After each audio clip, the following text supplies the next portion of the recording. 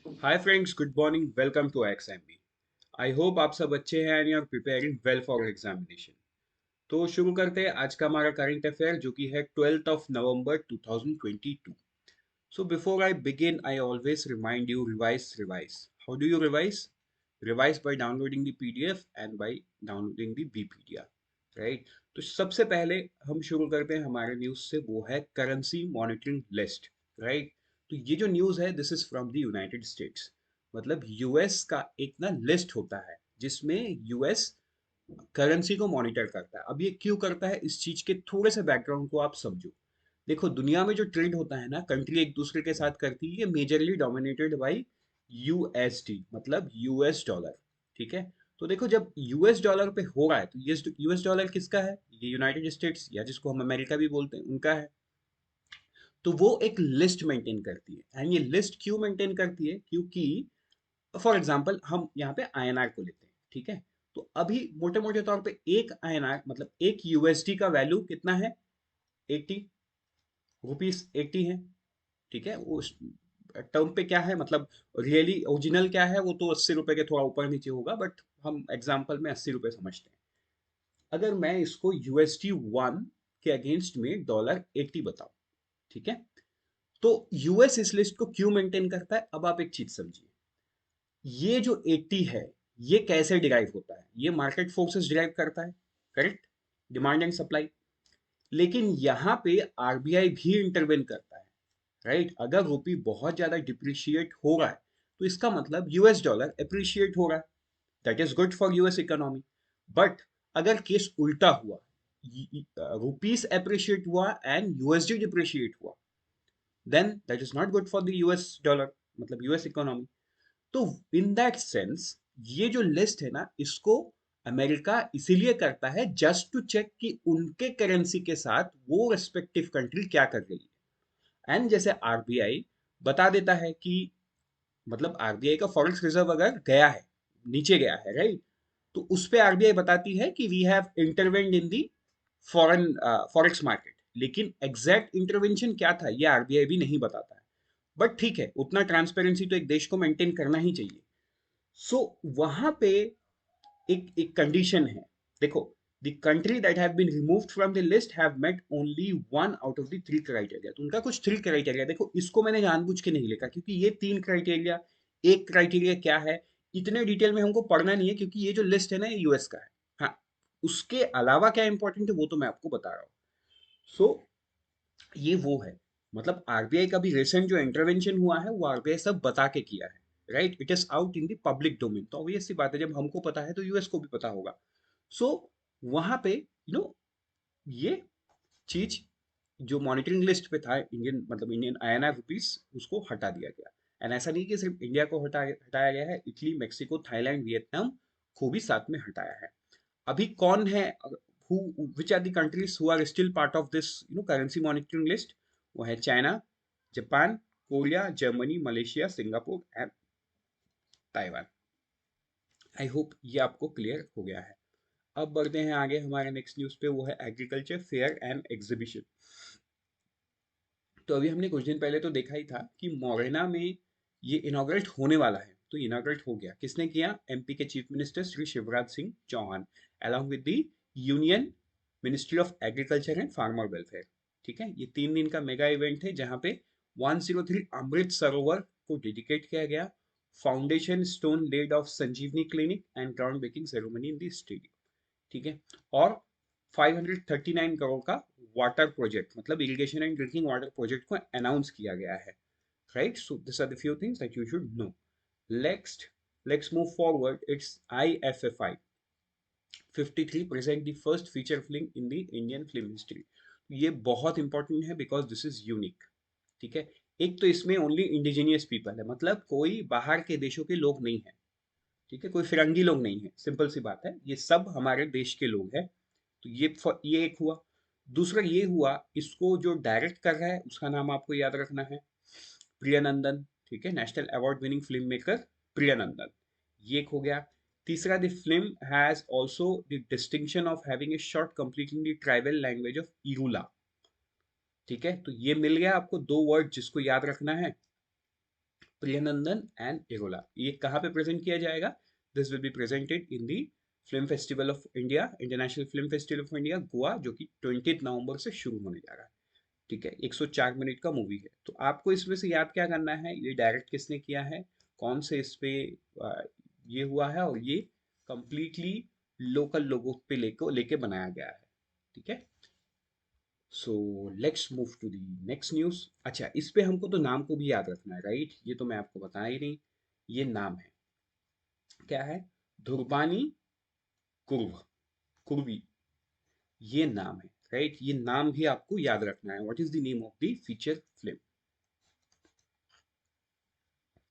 No not sorry, it's Dhabari Kuruvi. ठीक है, ये नाम आपको याद रखना है। Let's move to the next news, that is SCCI. तो solar energy corporation of India, इनके जो एमडी है, ठीक है, वो COP26 में पार्टिसिपेट किए हैं। And COP27 which is going on Egypt. ठीक है, तो कौन है ये, नाम आप याद रख लो। इट्स MS सुमन शर्मा, इन्होंने किया है, right? She have participated in COP27 which is happening in Sharm el Sheikh, Egypt. Organisation का नाम क्या है? Solar energy corporation of India. आगे बढ़ते हैं हमारे नेक्स्ट न्यूज पे, वो है जीडीपी टारगेट। तो देखो, जो मूडी है, इन्होंने स्लैश किया इंडिया का जीडीपी फ्रॉम 7.7 टू 7%। ऐसा नहीं इन्होंने इंडिया का किया, इन्होंने और भी सारे देश का किया है, जो कि आप यहाँ पे देख सकते हो। Obviously you will only see it, don't try to remember because that's not important. Which is important is this, कि पहले उन्होंने 7.7 बोला था, अभी उन्होंने उसको रिवाइज करके 7 कर दिया है।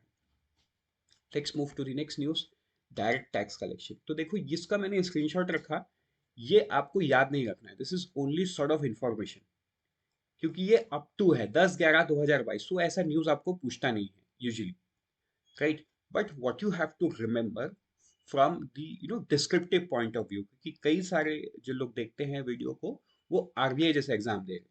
तो देखो, मैं आपको बता दूं, जो टैक्स अभी तक कलेक्ट हुआ है ना, it is 30.69 higher than the gross collection of the corresponding period of the last year.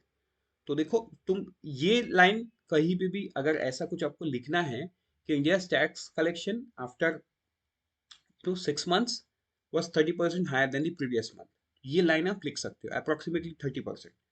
तो बस मैं ये वाला लाइन को दिखाने के लिए मैं आपको इस न्यूज को दिखाया, बाकी तो आपको मतलब याद नहीं रखना है। बिकॉज देखो, कोई भी न्यूज जो अप टू 10 नवंबर ऐसा करके सवाल नहीं पूछता। अगर ये क्वार्टर एंड का रिजल्ट होता तो पूछ सकता था, अगर कुछ मंथली यूनिट था तो वो पूछ सकता था, बट ये 10 नवंबर 2022, so I don't feel it's very important. But yes, ये वाला लाइन है ना, सिर्फ इस लाइन को मैं आपको दिखाने के लिए आपको ये स्क्रीनशॉट को मैं रखा। समटाइम्स इट हैपेंस, ये news is not important, but you will have to extract some information out of it. ठीक है, तो ये वो इंफॉर्मेशन है। नेक्स्ट है कुछ वन लाइनर, राइट? तो India hosted second BIMSTEC agriculture ministerial meet. Okay, very sorry, let's ignore this one. This is from the last days, but yes, ये the one liner of today's begins from here. Okay, engineering books। जो द्रौपदी मुर्मू है, हमारी president of India, she was in her own state Orissa. तो भुवनेश्वर में उन्होंने AICTC के जो engineering books है, ठीक है, उनको वहाँ के लोकल लैंग्वेज उड़िया लैंग्वेज में उन्होंने इनॉग्रेट किया है। इसको डेवलप कौन किया है? Develop by the scientific and technical terminology and E Kumbh, knowledge unleash in multiple भारतीय लैंग्वेज पोर्टल। तो ये ई कुंभ आपको याद रखना है, इसका फुल फॉर्म को भी। नेक्स्ट न्यूज हम देखते हैं, टर्मिनल 2।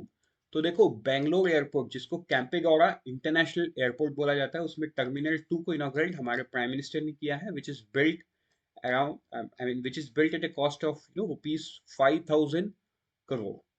ठीक है, तो the idea to build this is because अभी के दिन में बेंगलुरु का जो एयर पैसेंजर है, that is somewhere around 2.5 crore annually, तो उसको 5 से 6 करोड़ तक लेके जाना है विद दिस टर्मिनल 2। नेक्स्ट बढ़ते हैं आगे, 108 फीट लॉन्ग ब्रोंज स्टैचू। तो देखो, 108 feet long bronze statue Nand Prabhu Kempegowda, Shri Nand Prabhu Kempegowda, who is the founder of Bengaluru city today, right? इनके स्टैचू को इनॉग्रेट किया गया by the prime minister, which is again 10 feet long statue of bronze. तो ये आपको याद रखना है।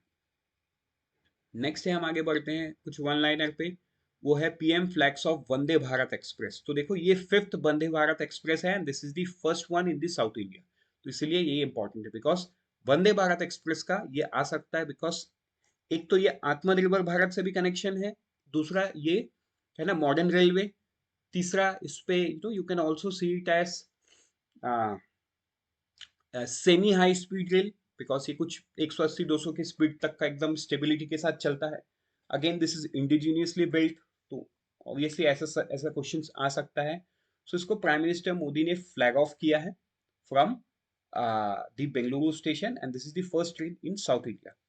ठीक।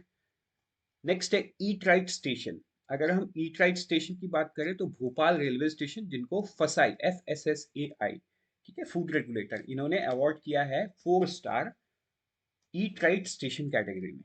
राइट।